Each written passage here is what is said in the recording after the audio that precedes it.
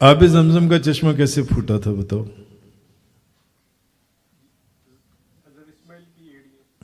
حضرت اسماعیل علیہ نبینا علیہ الصلوۃ والسلام کی ایڑیوں سے پھوٹا تھا، ایڑیوں سے۔ اچھا، اس پانی نے آپ کے قدم مبارک چومے ہوئے۔ آب زمزم کا جو کنواں ہے، اس پانی نے حضرت اسماعیل علیہ السلام کے پاؤں چومے اور حضرت اسماعیل علیہ السلام کے پاؤں دھوئے،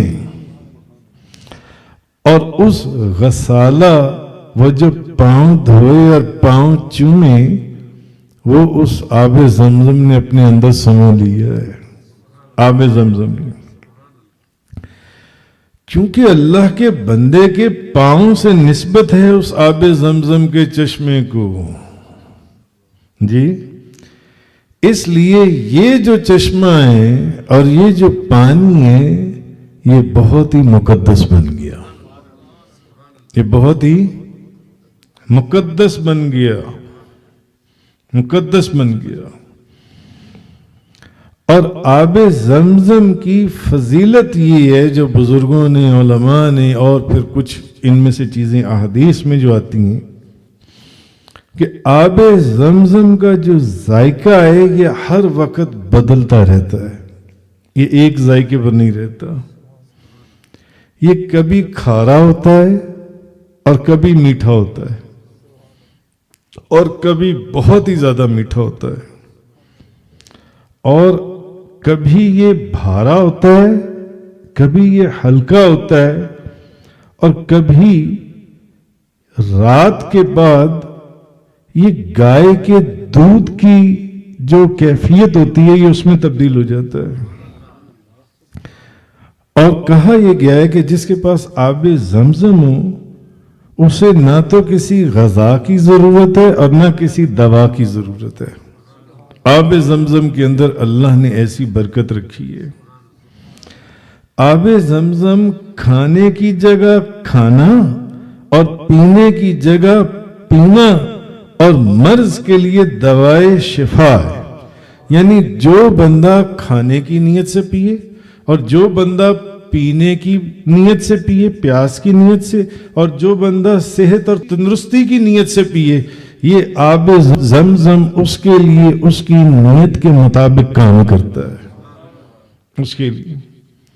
تو حضرت عمر فاروق رضی اللہ تعالی عنہ ایک پیالہ پانی سے لبالب بھر کر نبی پاک صلی اللہ علیہ وسلم کی بارگاہ میں حاضر ہوئے، آب زمزم کا، اور عرض کرنے لگے، کہنے لگے، یا رسول اللہ، میں ایک پیالہ پانی سے لبالب آب زمزم کا بھر کر حاضر ہوا ہوں، تو یا رسول اللہ، میں آپ کو گواہ بنا کر آب زمزم اس نیت سے پی رہا ہوں کہ مجھے قیامت والے دن پیاس نہ لگے۔ آج میں آپ کے سامنے آب زمزم کا پیالہ اس نیت سے پی رہا ہوں کہ مجھے قیامت والے دن پیاس نہ لگے۔ اور پھر حضرت عمر فاروق درود شریف پڑھ کر وہ پیالہ پی گئے، آب زمزم کا وہ پیالہ حضرت عمر فاروق پی گئے۔ اور ساقی کوثر، نبی کریم صلی اللہ علیہ وسلم نے فرمایا کہ قیامت والے دن میرا عمر جو ہے وہ پیاس سے محفوظ ہوگا، میرے عمر کو قیامت والے دن پیاس نہیں لگے گی۔ یعنی حضور نے بھی اس بات کی تصدیق فرما دی کہ جو بندہ آب زمزم کو جس نیت سے پیے، اگر کوئی بھوک کی نیت سے، کھانے کی نیت سے پیے، اگر کوئی پینے کی پیاس کی نیت سے پیے، اور اگر کوئی صحت اور تندرستی کی نیت سے پیے، جیسے کہ کہا جاتا ہے مولانا جلال الدین سیوطی، جن کو نبی پاک صلی اللہ علیہ وسلم کی 70 مرتبہ کھلی آنکھوں سے زیارت ہوئی ہے، وہ جب بچپن میں حج کے لیے گئے تو انہوں نے آب زمزم پیتے ہوئے یہ دعا کی تھی کہ مجھے اللہ تعالی محدث بنا دے، حدیث کا عالم بنا دے۔ اور پھر دنیا نے دیکھا کہ وہ کتنے بڑے محدث ہوئے کہ وہ یہاں تک فرماتے ہیں کہ جب میری نبی کریم صلی اللہ علیہ وسلم سے ملاقات ہوتی، کھلی آنکھوں سے میں ان کا دیدار کرتا، تو آپ سے ڈائریکٹ بھی احادیث کی صحت کے متعلق میری گفتگو ہوتی۔ امام جلال الدین سیوطی رحمۃ اللہ علیہ۔ تو معلوم ہوا کہ پھر حضور نے بھی اس بات کی اوپر تصدیق کی مہر لگا دی کہ آب زمزم کو جو جس نیت سے پیے گا، آب زمزم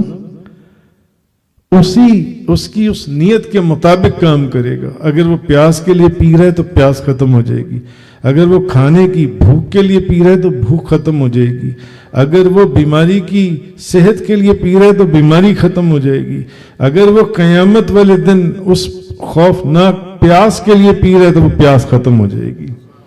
کیونکہ نبی کریم صلی اللہ علیہ وسلم نے فرما دیا کہ میرا عمر قیامت والے دن پیاس سے محفوظ ہوگا جان سے۔ تو وہ کتنا مبارک اور پاکیزہ چشمہ ہے، جس چشمے کی نسبت اللہ کے پیاروں سے ہو گئی، اس سے یہ فضیلت پا گیا، اس سے۔ اور اگر غیر اللہ من دون اللہ کی طرف نسبت ہو تو اس کی نہ کوئی عزت ہے اور نہ کوئی توقیر اور نہ کوئی تعظیم ہے۔ پانی تو یہ بھی ہے، جیسے تمام انسان ایک برابر نہیں ہے، ہر بندے کے لیے اٹھ کر کھڑا نہیں ہوا جاتا،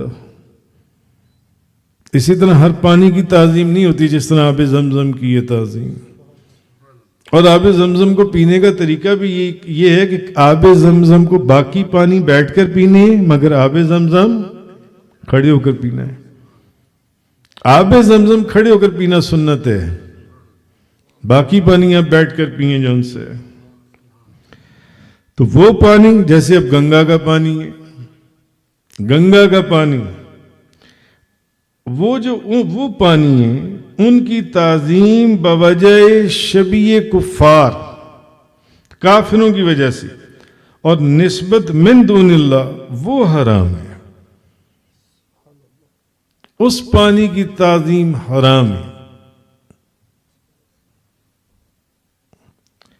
لیکن اس کی تعظیم حرام ہے گنگا کے پانی کی، مگر اس کا استعمال جائز ہے۔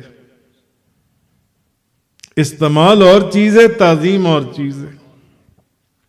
اس کا پینا جائز ہے، اس سے غسل کرنا وغیرہ جائز ہے اس پانی سے۔ میں آپ کو یہاں ایک بات بتاتا ہوں، امام ربانی مجدد الفسانی شیخ احمد سرہندی رحمۃ اللہ علیہ کی، امام حضرت مجدد پاک جن سی ہیں، آپ ایک سفر کے دوران میں تھے، تو آپ نے فرمایا میں نے وضو کرنا ہے، پانی لے کر آؤ۔ تو کسی شخص نے آپ کو پانی لا کر دیا، مگر اس نے بتا دیا کہ یہ دریائے گنگا کا پانی ہے، دریائے گنگا کا پانی پیش کیا۔ تو آپ نے فرمایا کہ وضو کرنے اور پینے میں ایک قسم کے پانی کی تعظیم ہے، وضو کرنے میں ایک قسم کے پانی کی تعظیم ہے کہ جس پانی سے وضو کر کر نماز پڑھنی ہے، قرآن پاک کی تلاوت کرنی ہے۔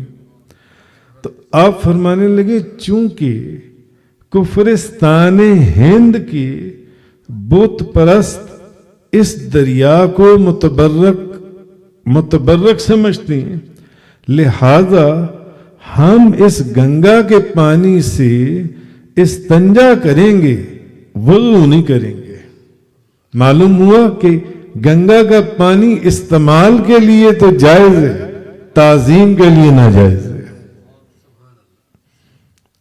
حضرت مجدد پاک نے فرمایا اس پانی سے ہم استنجا کریں گے، وضو نہیں کریں گے۔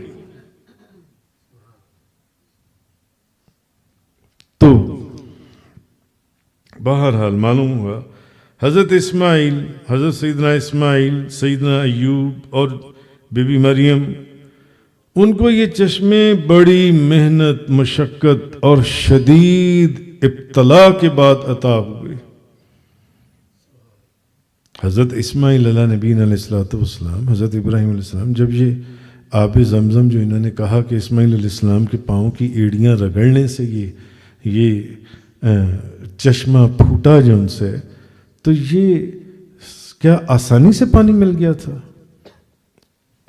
اگر آسانی سے پانی ملا ہوتا تو آج جو صفا مروہ کے اوپر آپ سات مرتبہ دوڑ لگاتی ہیں اور چکر لگاتی، پھر آپ کو اس کی ضرورت نہیں تھی۔ چشمہ وہاں بھی عطا ہوا تھا، مگر چشمہ یہاں بھی عطا ہوا۔ نبی کریم صلی اللہ علیہ وسلم آپ کو اِنَّا أَعْطَيْنَاكَ الْكَوْثَرَ، اے محبوب بے شک ہم نے تمہیں بے شمار خوبیاں عطا فرمائی۔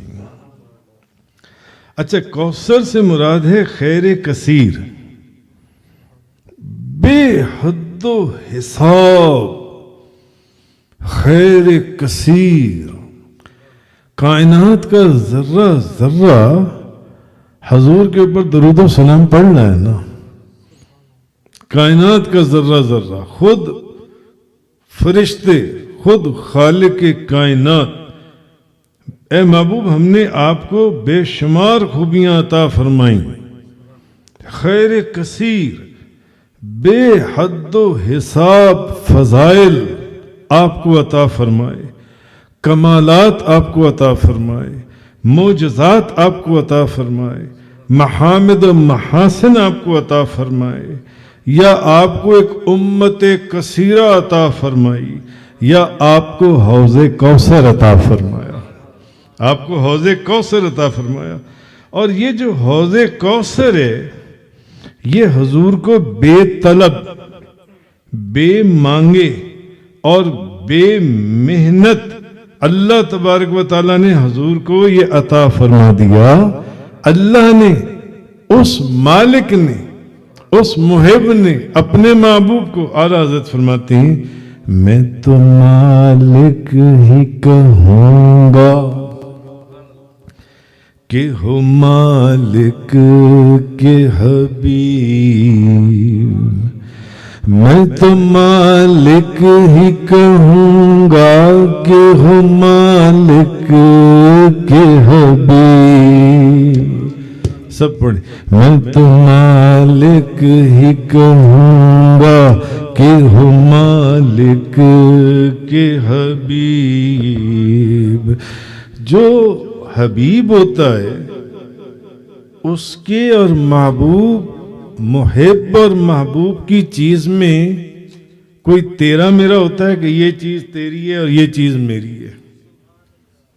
جس سے محبت ہوتی ہے نا، میرے حضور قبلہ و کعبہ عالم علمی فاضل الوضوئی عاشق غوث الورا فنا فی المصطفیٰ حضرت علامہ مولانا حاجی محمد یوسف علی نگینہ رحمۃ اللہ علیہ، آپ ایک مرتبہ تاندلہ منڈی اپنے ایک مرید کے گھر گئے تو آپ صاحب نظر بھی تھے، صاحب بصیرت بھی تھے، اپنے وقت کے کتب جلی بھی تھے۔ وہ جو مرید تھا نا، وہ باہر تندور کے اوپر گیا اور تندور والے کو کہنے لگا یار جلدی جلدی روٹیاں لگا دو، میرے گھر مہمان آ گئے ہیں، جلدی جلدی روٹیاں لگا دو، میرے گھر مہمان آ گئے ہیں۔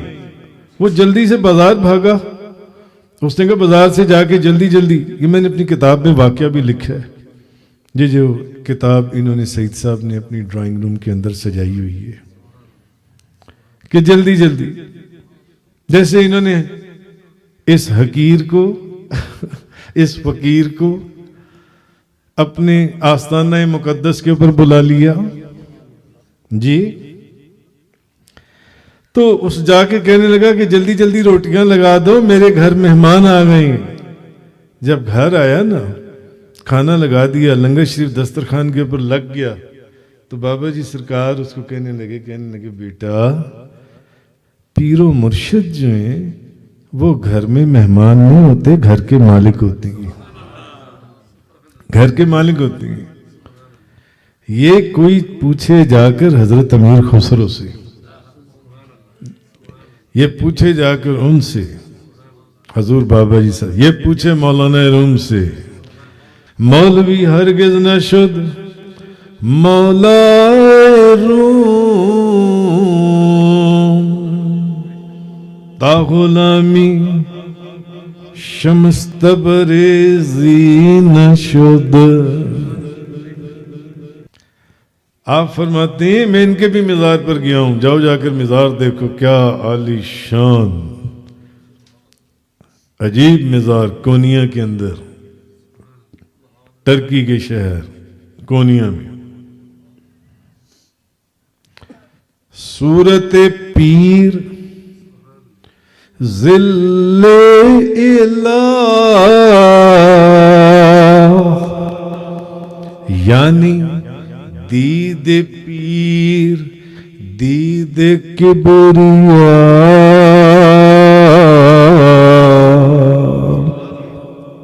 خواجہ محمد عمر بیربلوی رحمۃ اللہ علیہ فرمایا کرتے تھے ہمیں جب کبھی نبی کریم صلی اللہ علیہ وسلم کی زیارت کا شوق کہ حضور کی زیارت، تو ہم شرک پور شریف جا کر اپنے پیر و مرشد کے چہرے میاں شیر محمد صاحب شرک پوری کو کی زیارت کر لیتے ہیں.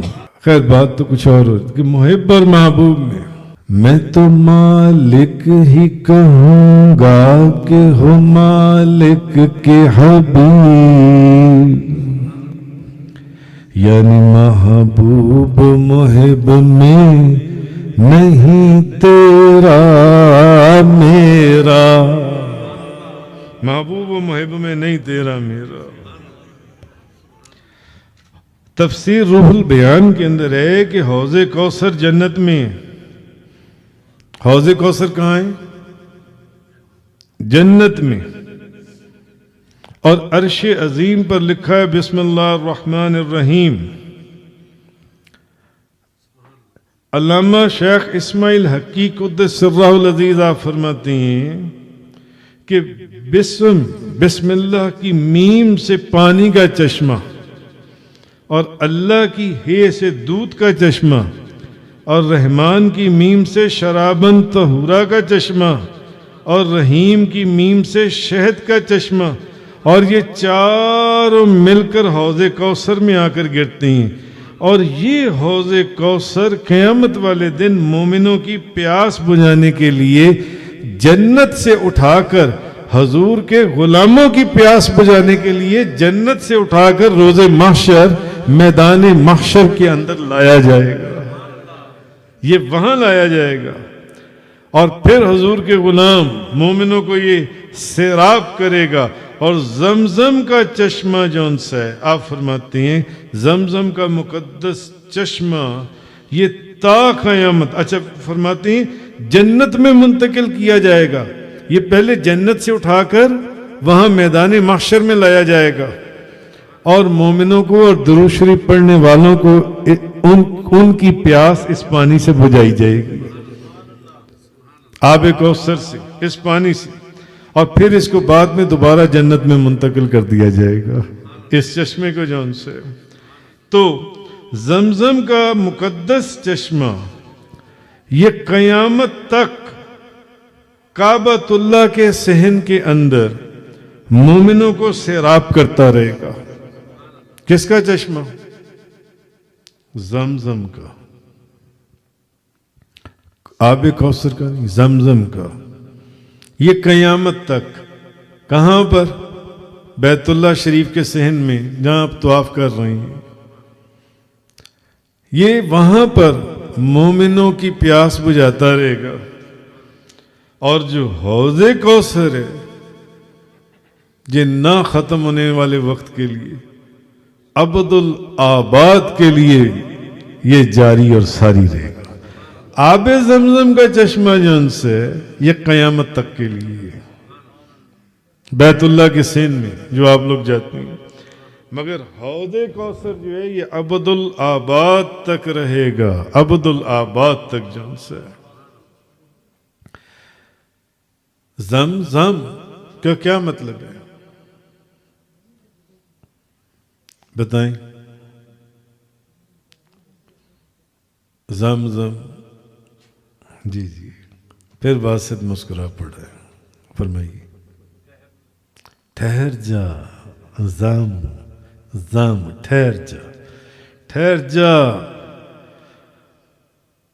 تھم تھم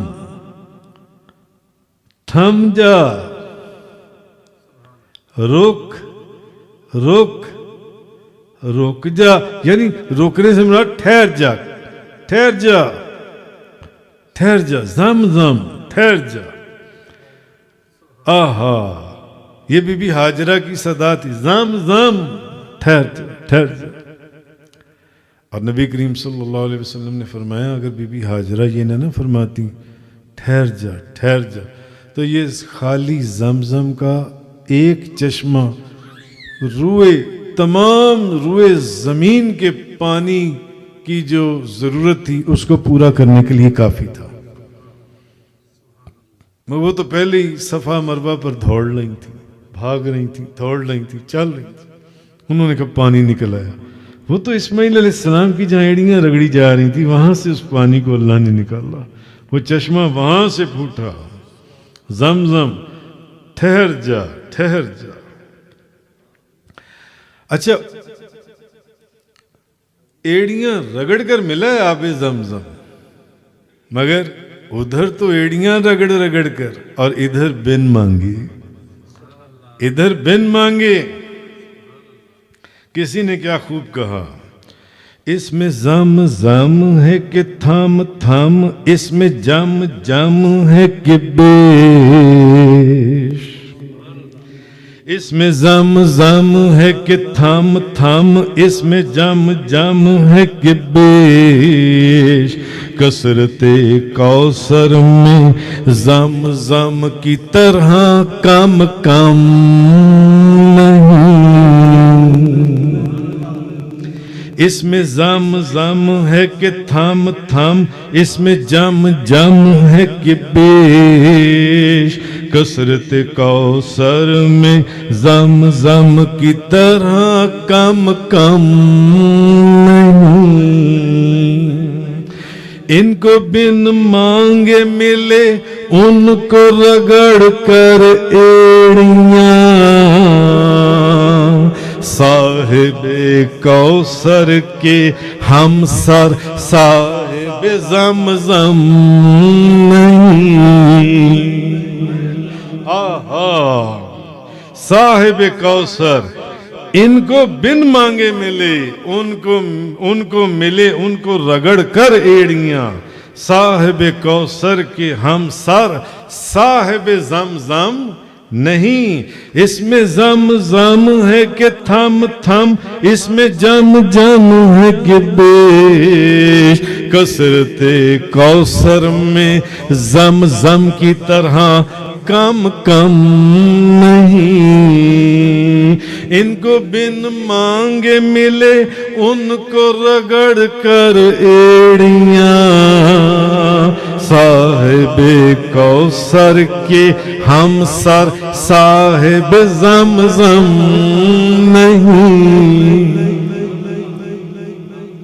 آہا، یہ حضور ہیں جن کو بن مانگی وہ جنت سے ایک شرابن طہورا، شراب طہور کا چشمہ دریا بہہ رہا ہے، ایک دودھ کا دریا بہہ رہا ہے، اور پھر وہاں شہد کے دریا بہہ رہے ہیں، اور پھر وہ سارے چاروں دریا آ کر اس کے اندر گر رہے ہیں اور حضور کے غلاموں کو سیراب کر رہے ہیں۔ ہاں، آدم علیہ السلام سے لے کر سارے آخرین تک مومنین مومنات سب کو جو سب کی پیاس بجھا رہی ہیں، ان کو بن مانگے ملے، وہاں تو ایڑیاں رگڑی گئی ہیں، تب وہ آب زمزم ہاتھ آئے جن سے۔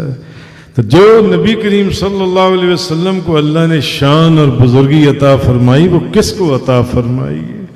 مولا صلی وسلم دائما ابدا،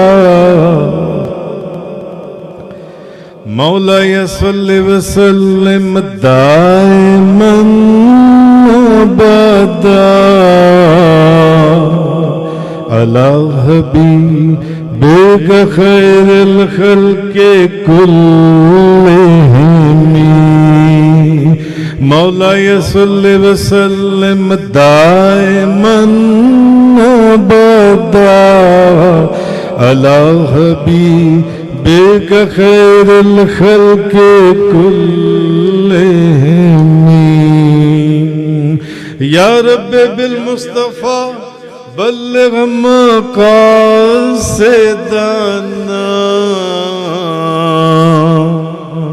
اے محمد مصطفیٰ کے رب ہماری آرزوؤں کو پورا فرما، واغفر لنا اور ہمارے گناہوں کو معاف فرما، ما مضى یا واسع الکرم، اے وسیع کرم کرنے والے، یا رب بالمصطفیٰ بلغ مقاصدنا